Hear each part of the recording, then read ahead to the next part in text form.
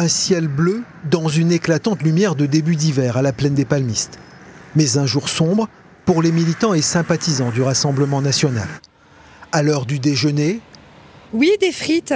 Bah écoute, ça c'est pas très équilibré quand même, hein, j'avoue. Hein. Voilà. L'inéligibilité de Marine Le Pen est difficile à avaler. Ah non. Bon, pour moi, c'est fait exprès. Hein. Ils savaient qu'elle allait passer.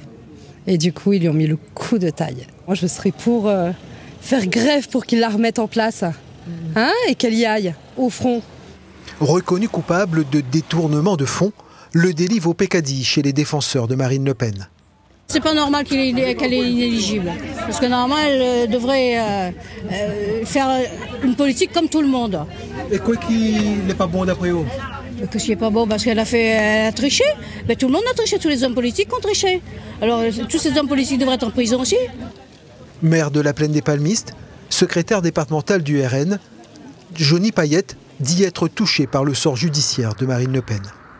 Quand on est dans le Rassemblement national, on se considère tous donc, comme des amis. Donc forcément, quand on fait du mal à un ami, hein, ça fait toujours mal. Moi, M. Diabonne, électeurs La Réunion, en vrai créole, hein, nous tient bon, nous largue pas.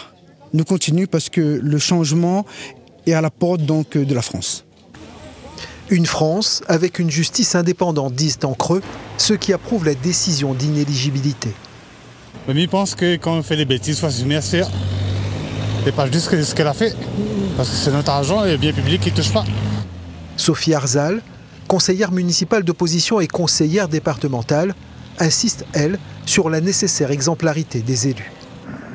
Encore plus vrai quand on prétend à des missions aussi importantes que celle d'être notre représentant. Il faut être irréprochable et je pense que c'est ce qu'on retient aujourd'hui dans ce jugement qui dit que Madame Le Pen n'a pas été irréprochable. À la Plaine des Palmistes, Marine Le Pen avait réalisé plus de 73% des suffrages au second tour de la présidentielle de 2022. Près de 60% sur l'ensemble de la Réunion.